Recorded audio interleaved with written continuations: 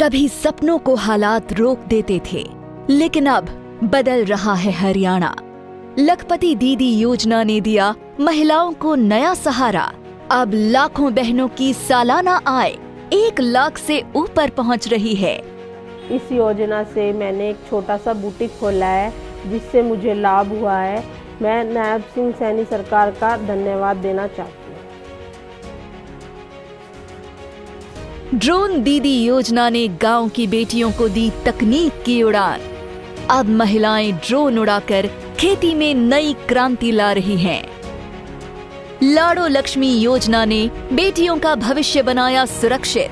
हर महीने बेटियों के खाते में 2100 रुपए की राशि सीधे पहुंच रही है। बेटियों को आर्थिक रूप से सशक्त करने के लिए दीनदयाल लाडो लक्ष्मी योजना वो शुरू की है। इसके तहत उन्हें हर माह 2100 रुपए की वित्तीय सहायता दी जा रही है। विकास में महिलाओं की भागीदारी सुनिश्चित करने के लिए हमने उन्हें पंचायती राज संस्थाओं में 50% प्रतिनिधित्व दिया है।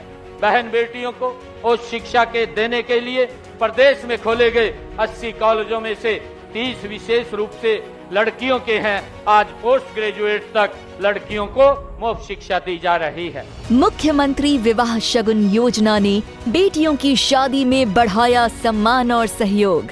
अब 71,000 रुपए तक की शगुन राशि से बेटियों का विवाह हुआ और भी गरिमामयी। जब महिलाएं आत्मनिर्भर हों और बेटियां सुरक्षित, तभी सशक्त होगा हरियाणा।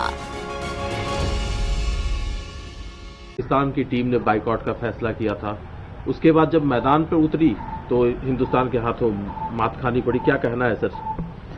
देखिए, पाकिस्तान ड्रामे कर रहा था। वो जानता था कि उसे हारना ही है और उसे आना ही है। न वो आने से मना करने की स्थिति में था, न वो हारने से मना करने की स्थिति में था। उसको तो हारना ही था। किसी भी मैदान में पाकिस्तान मिलेगा तो उसे इसी बुरी तरह मारेंगे। पूरे देश के लोगों में खुशी की लहर गई है। पाकिस्तान को जिस तरह से पीटा है और एक बिहारी सब पर भारी पड़ा। ईशान किशन ने जिस तरह की धुलाई उनके बॉलर की है, आज तक ऐसी धुलाई किसी ने नहीं की होगी। तो पूरे देश में खुशी की लहर है। लेकिन कांग्रेस पार्टी को बड़ा दुख हो रहा है। जहां देश के लोग देख रहे हैं इस मैच को, कोई ऐसा व्यक्ति नहीं जिसने मैच न देखा हो और जश्न न बनाया हो, लेकिन कांग्रेस पार्टी मातम मना रही है। वो अब सवाल खड़े कर रही है कि पाकिस्तान से कौन खेला। अरे मैदान के बॉर्डर पे आएगा तो मारेंगे, मैदान के अंदर आएगा तो मारेंगे। सर, भारत और अमेरिका के बीच जो ट्रेड डील हुआ है उससे भी लगातार उनको समस्या है। वो कह रहे हैं कि किसानों के हितों के साथ जिस तरह से समझौता किया गया, जो किसानों के हित है उनका नुकसान जिस तरह से पहुंचाया जा रहा है, उसके हम इस दौर में गवाह बन रहे हैं। देखिए, इंडो यूएस के बीच में बहुत बढ़िया ट्रेड डील हुई है और किसानों के हित की रक्षा के लिए ही इसमें देरी हुई। हमारी सरकार ने किसान के हित की पूरी रक्षा की है। राहुल गांधी का काम है भ्रम पैदा करना। कभी वो राफेल पर भ्रम पैदा करते थे, अब ट्रेड डील पर भ्रम पैदा कर रहे हैं। वो एक गैर जिम्मेदार नेता हो गए हैं, जो विपक्ष के नेता की जिम्मेदारी का मतलब ये समझते हैं कि मोदी जी को बदनाम करो, प्रधानमंत्री को बदनाम करो, सरकार को बदनाम करो, देश को बदनाम करो। तो वो देश को बदनाम करने का जिम्मेदारी लिए बैठे हैं और जानबूझकर इस तरह का भ्रम पैदा कर रहे हैं। सर, नहीं, बजट जो आया है उसको लेकर के भी कांग्रेस के नेताओं को उसमें कुछ नहीं दिख रहा है।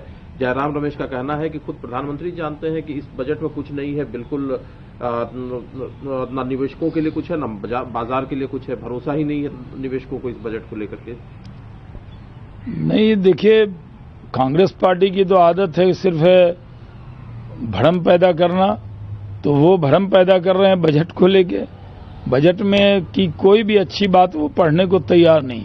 उनको लगता है विपक्ष के नेता हैं तो हर बात का विरोधी दल के नेता होने का मतलब सरकार की हर बात का विरोध करना, देश का विरोध करना, ये उनकी आदत बन गई है।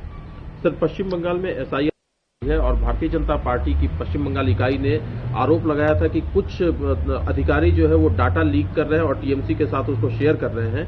ये जब इलेक्शन कमीशन ने पड़ताल की तो ये जो शिकायत है वो सही पाई गई और 7 अधिकारियों को सस्पेंड भी किया है चुनाव आयोग ने।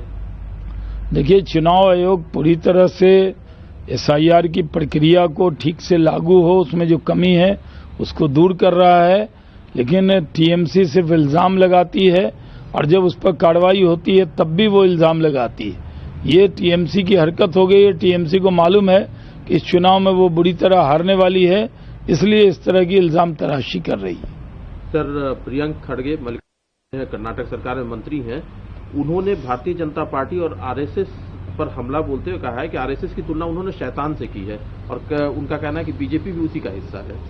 देखिए, राष्ट्रीय स्वयंसेवक संघ इस देश से प्यार करने वाला संगठन है, देश के निर्माण करने वाला संगठन है। राष्ट्रीय स्वयंसेवक संघ के बारे में जिस तरह की ओछी भाषा प्रियंक खड़गे ने बोली है, ये पूरी तरह दुर्भाग्यपूर्ण है, उसको माफी मांगनी चाहिए। और जिस तरह की गाली गलौज की भाषा बोली है वो कहीं से भी स्वीकार नहीं है। सर, कांग्रेस की पार्टी 10 सालों से सरकार बनाने की कोशिश में लगी हुई है, अभी चुनाव होने हैं, लेकिन मणिशंकर अय्यर का कहना है कि केरल में एक बार फिर से पिनरई विजयन के नेतृत्व में एलडीएफ की सरकार बनेगी। देखिए, मणिशंकर अय्यर जो कहते हैं उसमें हम लोग अब उनको समझ गए हैं। वो जान रहे हैं कि भारतीय जनता पार्टी आ रही है केरल के अंदर, इसलिए उसको रोकने के लिए वो कम्युनिस्टों की पैरवी कर रहे हैं। तो कांग्रेस को देख लिया केरल के लोगों ने, कम्युनिस्टों को देख लिया, वहां के लोग बदलाव चाहते हैं तिरुवनंतपुरम में, और कई जगह हम लोग चुनाव जीते हैं। और इस बार केरल में भी तिरुवनंतपुरम में तो हमने लोकल बॉडी में सरकार बना ली।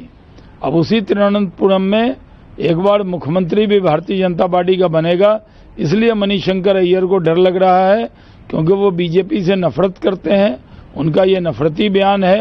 वो चाहते हैं कि कांग्रेस न जीते तो कम से कम बीजेपी न आए, इसलिए उन्होंने कम्युनिस्टों के पक्ष में बयान दिया है। सर, एक आखिरी सवाल है। कश्मीर मीरवाइज उमर फारूक का कहना है कि भारत में मुसलमान जो है बहुत ही संवेदनशील और टेस्टिंग दौर से गुजर रहा है, क्योंकि उनके धर्म में लगातार इंटरफेरेंस बढ़ रहा है। देखिए, मीरवाइज फारूक को भी मालूम होना चाहिए कि भारत के मुसलमानों के लिए भारत से अच्छा देश, हिंदू से अच्छा दोस्त और मोदी से अच्छा नेता नहीं मिलेगा। पिछले 12 सालों में नरेंद्र मोदी की सरकार ने कोई भेदभाव नहीं किया। जितनी योजना चलाई सबके लिए चलाई। हमारी सरकार सबका साथ, सबका विकास, सबके विश्वास के रास्ते पे चलती है। दुनिया में जितने अल्पसंख्यक भारत में सुरक्षित हैं, दुनिया में कहीं नहीं है। ये मीरवाइज फारूक अपने मोहल्ले में रहकर इस तरह का बयान देते हैं। उनको मालूम होना चाहिए कि भारत के में बड़ी मुस्लिम आबादी है और इंडोनेशिया के बाद दूसरे नंबर की मुस्लिम आबादी है, और जितनी सुरक्षित यहाँ है कहीं नहीं है। किसी का धर्म हो उस पर कोई चोट नहीं है। अन्य देशों की तुलना में भारत में मुसलमान ज्यादा सुरक्षित है।